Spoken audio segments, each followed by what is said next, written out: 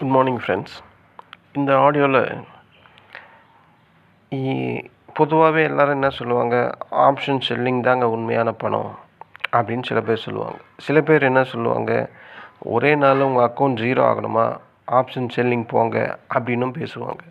So அப்போ இந்த option செல்லிங்கில் என்ன நடக்குது அப்படின்ற மாதிரி, அது மட்டும் இல்லாமல் ஆப்ஷன் செல்லிங்கில் எட்ஜஸோடு போனால் என்ன மாதிரியான வழிமுறைகளை ஃபாலோ பண்ணோம், ஆப்ஷன் செல்லிங் வித் எட்ஜிங் அப்படின்றத பற்றி தான் இந்த ஆடியோவில் நம்ம பேச போகிறோம். இப்போ நான் ஆல்ரெடி சொன்னேன் பார்த்தீங்களா, ஆப்ஷன் செல்லிங் அப்படின்னு பண்ணாவே அது உண்மையாகவே பணம் சம்பாதிக்க முடியும் அப்படின்னு ஒரு உண்மையும், ஆப்ஷன் செல்லிங் பண்ணாவே அக்கௌண்ட்டு பெரிய லெவலில் ஜீரோ ஆகிடும் அப்படின்ற உண்மையும் ரெண்டுமே உண்மை தான். ரெண்டுமே நடக்கக்கூடிய விஷயங்கள் தான். ஆனால் அதுக்குள்ளே இருக்க வித்தியாசம் என்ன அப்படின்றத மட்டும்தான் நம்ம பார்க்கணும். ஹெட்ஜிங் அப்படின்னா சீட் பெல்ட் இல்லாமல் கார் ஓட்டுறது தான் ஆப்ஷன் செல்லிங். அப்போது அந்த சீட்டு பெல்ட் போட்டுக்கிட்டு ஓட்டுறது தான் ஆப்ஷன் செல்லிங் வித் ஹெட்ஜிங். வித்தியாசம் புரியுதுங்களா? அப்போ ஹெட்ஜிங்ன்றது என்னது, ஒரு சீட்டு பெல்ட்டு நீங்கள் கார் ஓட்டுறீங்கன்னா கார் ஓட்டுறதுக்கு முன்னாடி சீட் பெல்ட்டை மாட்டிக்கிட்டு ஓட்டுறது ஹெட்ஜிங் கான்செப்ட். வெறும் காரை மட்டும் ஓட்டுறீங்க, சீட்டு பெல்ட் இல்லாமல் போட்டால் அது வெறும் ஆப்ஷன் செல்லிங். ஹெட்ஜிங்னா என்ன? பெரிய ட்ரேடர்ஸ் இதை ரொம்ப பேர் யூஸ் பண்ணுவாங்க. இப்போ என்கிட்ட ஒரு 5 லட்ச ரூபா கேபிட்டல் இருக்குது, நான் இப்போ இந்த ஆப்ஷன் செல்லிங் வித் ஹெட்ஜிங்கை எப்படி அணுகலாம் அப்படின்ற மாதிரி கேட்டால், ஆப்ஷன் பையர் விஸ் ஆப்ஷன் செல்லர்ஸ் அப்படின்னா ஒரு இன்சூரன்ஸ் கம்பெனி எக்ஸாம்பிளாக பார்ப்போமே. ஒரு இன்சூரன்ஸ் கம்பெனி, ஒரு நீங்கள் கார் வச்சுருக்கீங்க, நீங்கள் காருக்கு ஒரு இன்சூரன்ஸ் வாங்குறீங்க, அவர் ப்ரீமியம் கொடுக்குறாரு, இன்சூரன்ஸ் கம்பெனி ப்ரீமியம் வாங்குது, உங்களுக்கு கொடுக்குது. அப்போது எந்த பக்கம் அதிகமாக சம்பாதியம் வரும்னு நினைக்கிறீங்க? பெரும்பாலான நேரங்களில் இன்சூரன்ஸ் கம்பெனி தான் பெரிய லெவல் லாபம் சம்பாதிக்கிறதுக்கான வாய்ப்பு இருக்குது. ஏன் சொல்கிறேன்னா, எல்லாருக்கும் ஆக்சிடெண்ட் நடந்துக்கிட்டே இருக்க போகிறது கிடையாது. எங்கேயோ ஒரு இடத்துல எப்போது ஆக்சிடெண்ட் நடக்கும், அப்படி தானே? ஆப்ஷன் மார்க்கெட்லேயும் அதே கான்செப்ட் தான். ஆப்ஷன் பையர் இன்சூரன்ஸ் வாங்குறவர், ஆப்ஷன் செல்லர்ஸ் இன்சூரன்ஸ் கம்பெனி மாதிரி இருக்கிறவர். இதனால தான் ஆப்ஷன் செல்லிங்கில் வின்னிங் ப்ராபபிலிட்டி பொதுவாகவே அதிகம் அப்படின்னு எல்லாருமே சொல்லுவாங்க. ஆனால் ஒரு பெரிய ஆக்சிடெண்ட் நடந்துடுச்சு அப்படின்னா இன்சூரன்ஸ் கம்பெனி பெரிய லெவல் கிளைமை அவங்களுக்கு கொடுத்தே தீரணும்.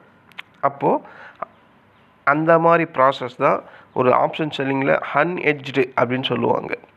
ஓகேங்களா? இப்போ ஒரு ஆக்சிடெண்ட் நடந்துடுச்சு, ஆப்ஷன் செல்லர்ஸ் காசு கொடுத்தே இன்சூரன்ஸ் கம்பெனி காசு கொடுத்தே தீரணும்.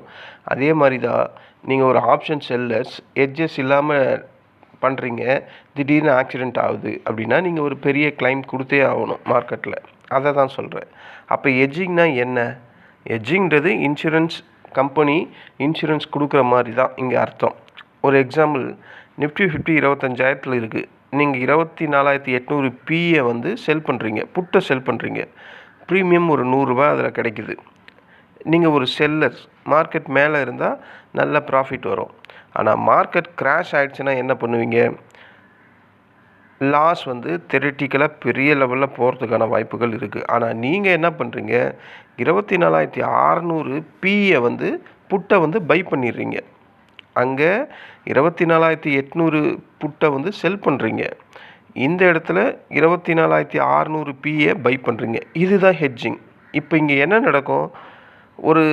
ஒரு வகையான சேஃப்டி நெட்டிங் உருவாகுதா? இதுதான் ஹெட்ஜிங் அப்படின்னு நான் சொல்கிறேன். இன்னொரு எக்ஸாம்பிள் சொல்கிறேன், உங்களுக்கு புரியும் பாருங்கள். இப்போது நிஃப்டி 50 25,000 இருக்குது, ஒரு நீங்கள் 24,800 பிஏ செல் பண்ணுறீங்க, 100 ரூபா ப்ரீமியம். 24,600 பிஏ பை பண்ணுறீங்க, அதை செல் பண்ணுறீங்க, இதை பை பண்ணுறீங்க, இதோட ப்ரீமியம் 50 ரூபா. இப்போ நெட் கிரெடிட் எவ்வளோ ஆகும்? உங்களுக்கு 50 ரூபா கிடைக்கும். அதாவது 50 ரூபா ப்ரீமியம் உங்கள் சட்டை பாக்கெட்டில் இருக்குது அப்படின்ற மாதிரி அர்த்தம். இதை 3 சினாரியாவை நம்ம பிரிப்போம். எக்ஸ்பைரியில் 25,100க்கு போய் மார்க்கெட் போகுது. அப்போ 2 ஆப்ஷனும் என்ன ஆகிடும்? ஒர்த்லெஸ் ஆகிடும். அப்போது முழு ப்ரீமியமும் உங்கள்கிட்ட தான் கிடைக்கும், உங்கள் பாக்கெட்டுக்கு வந்துடும். இது ஒரு சினாரியோ. ரெண்டாவது சினாரியோ, எக்ஸ்பைரி நிஃப்டி 50 24,700 க்ளோஸ் ஆகுது. அப்போது ஒரு பகுதி உங்களுக்கு லாஸ் வர்றதுக்கு வாய்ப்பு அதிகம். ஆனால் ஹெட்ஜ் இருக்கிறதுனால அந்த லாஸ் லிமிட்டடாக மாறுறதுக்கான வாய்ப்புகள் மிக மிக அதிகம். ஓகேவா? 3வது சினாரியோ எப்படி இருக்கும்னா, எக்ஸ்பைரியில் நிஃப்டி 23,500 மார்க்கெட் டோட்டலாக கிராஷ் ஆகிடுச்சு. இங்கே தான் ஹெட்ஜிங்கோட பவர் நமக்கு புரியும். ஹெட்ஜிங் அப்படி இல்லைன்னா லாஸ் தொடர்ந்து இன்க்ரீஸ் ஆகிட்டே இருக்கும். இந்த இடத்துல ஹெட்ஜ் இருக்கிறதுனால லாஸு நமக்கு முன்னாடியே தீர்மானிக்கப்பட்டு அதே லெவல்லே லாஸஸ் நிற்கும்.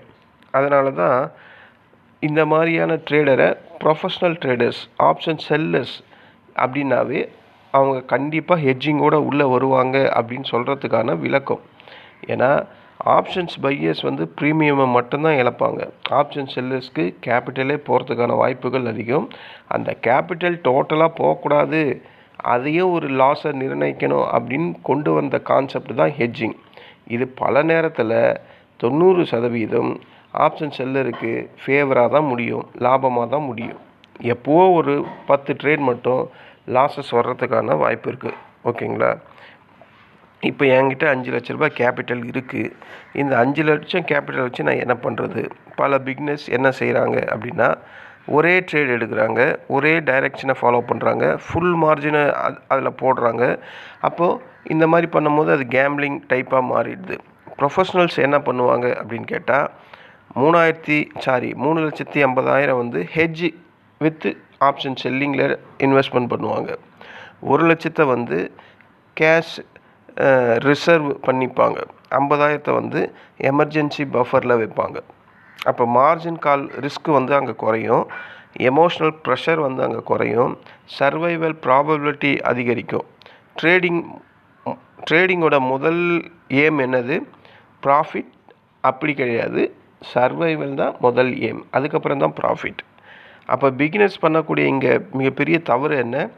ஆப்ஷன் செல்லிங் போகிறாங்க, பட் அதுக்கு ஹெட்ஜிங் ப்ராப்பராக அவங்க எடுக்கிறதே கிடையாது. ஸோ அதனால் பெரிய நஷ்டம் வர்றதுக்கு வாய்ப்பு இருக்குது. 2வது தப்பு என்னென்னா, வீக்லி எக்ஸ்பைரியை லாட்ரி மாதிரி யூஸ் பண்ணிக்கிறாங்க. இதுவும் தப்பு தான். 3வது ஓவர் பொசிஷன் சைஸிங் பண்ணுறாங்க. 4வது ப்ரீமியமை பார்த்து என்ட்ரி எடுக்கிறாங்க. ரிஸ்க்கை பார்த்து என்ட்ரி எடுக்கிறதே கிடையாது. ப்ரீமியத்தை பார்த்து ரிஸ்க் எடுக்கிறாங்க, அது பெரிய லெவல் லாஸஸை போகுது.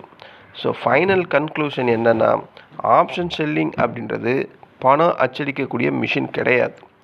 ஆப்ஷன் பையர் போலவே லாட்ரி டிக்கெட்டும் அது கிடையாது. அது ஒரு உண்மையான பிஸ்னஸ். இன்சூரன்ஸ் கம்பெனி எப்படி ஆயிரக்கணக்கான பாலிசியை விற்றுட்டு ரிஸ்க் மேனேஜ்மெண்ட் செய்து ப்ராஃபிட் பார்க்குறாங்களோ, அதே மாதிரி தான் ஆப்ஷன் செல்லரும்.